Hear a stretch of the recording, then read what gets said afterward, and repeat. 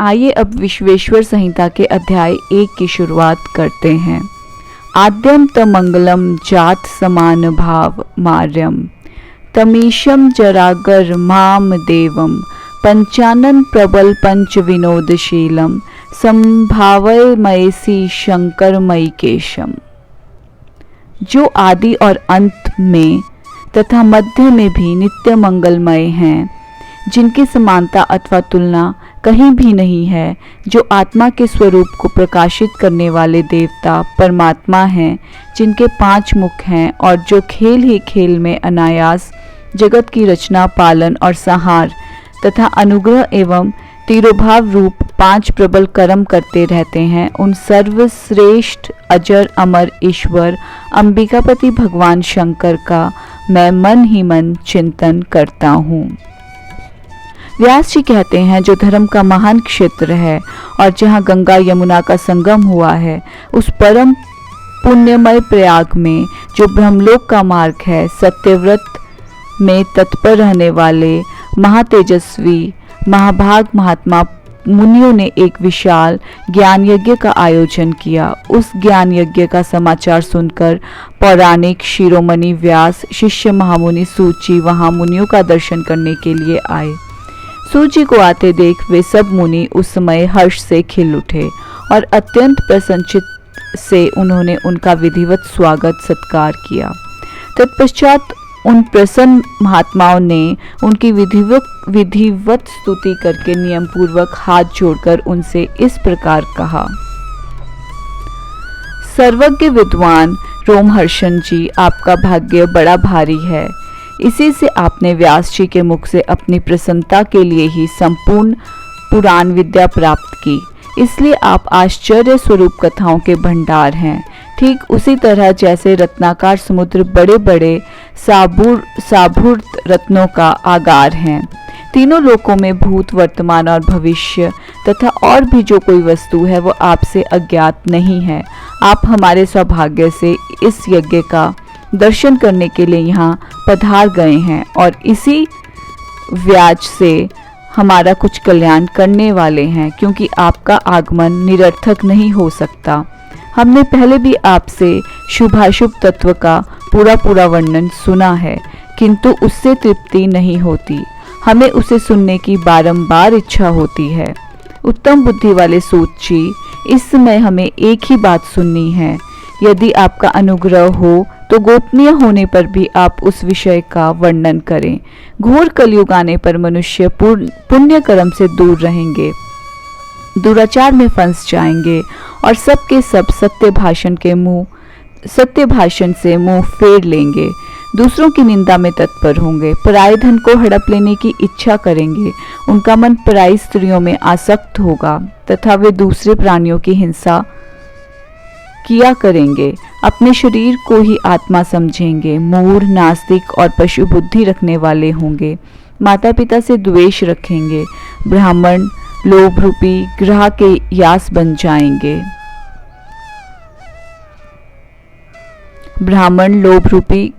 Grass बन जाएंगे, वेद बेचकर जीविका चलाएंगे, धन का उपार्जन करने के लिए ही विद्या का अभ्यास करेंगे और मद से मोहित रहेंगे, अपनी जाति के कर्म छोड़ देंगे, प्राय दूसरों को ठगेंगे, 3 काल की संध्योपासना से दूर रहेंगे और ब्रह्म ज्ञान से शून्य होंगे। समस्त क्षत्रिय भी स्वधर्म का त्याग करने वाले होंगे, कुसंगी, पापी और व्यभिचारी होंगे, उनमें शौर्य का अभाव होगा, वे कुसित चौर्य कर्म से जीविका चलाएंगे, शूद्रों का सा बर्ताव करेंगे और उनका चित्त काम का किंकर बना रहेगा, वैश्य, संस्कार भ्रष्ट, स्वधर्म त्यागी, कुमार्गी, धनोपार्जन परायण तथा नाप तोल में अपनी कुत्सित वृत्ति का परिचय देने वाले होंगे। इसी तरह शूद्र ब्राह्मणों के उपचार में तत्पर होंगे, उनकी आकृति उज्जवल होगी तथा वे अपना कर्म धर्म छोड़कर उज्जवल वेशभूषा से विभूषित हो व्यर्थ घूमेंगे। वे स्वभावतः ही अपने धर्म का त्याग करने वाले होंगे, उनके विचार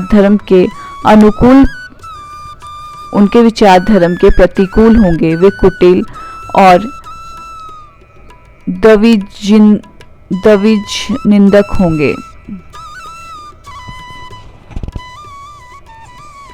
उनके विचार धर्म के प्रतिकूल होंगे, वे कुटिल और द्विज निंदक होंगे। यदि धनी हुए तो कुकर्म में लग जाएंगे, विद्वान हुए तो वाद विवाद करने वाले होंगे।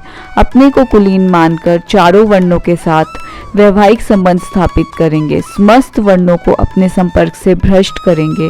वे लोग अपनी अधिकार सीमा से बाहर जाकर द्विजोचित सत्कर्मों का अनुष्ठान करने वाले होंगे।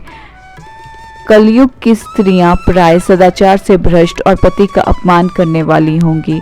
सास ससुर से द्रोह करेंगी, किसी से भय नहीं मानेंगी, मलिन भोजन करेंगी, कुत्सित हाव भाव में तत्पर होंगी। उनका शील स्वभाव बहुत बुरा होगा और वे अपने पति की सेवा से सदा ही विमुख रहेंगी। सूची, इस तरह जिनकी बुद्धि नष्ट हो गई है, जिन्होंने अपने धर्म का त्याग कर दिया है, ऐसे लोगों को इहलोक और परलोक में उत्तम गति कैसे प्राप्त होगी, इस चिंता से हमारा मन सदा व्याकुल रहता है। परोपकार के समान दूसरा कोई धर्म नहीं है। अतः जिस छोटे से उपाय से इन सब के पापों का तत्काल नाश हो जाए, उसे इस समय कृपा पूर्वक बताइए, क्योंकि आप समस्त सिद्धांतों के ज्ञाता हैं। व्यास जी कहते हैं, उन भावितात्मा मुनियों की यह बात सुनकर सूची मन ही मन भगवान शंकर का स्मरण करके उनसे इस प्रकार बोले। सूची कहते हैं, साधु महात्माओं, आपने बहुत अच्छी बात पूछी है। आपका यह प्रश्न तीनों लोगों का हित करने वाला है।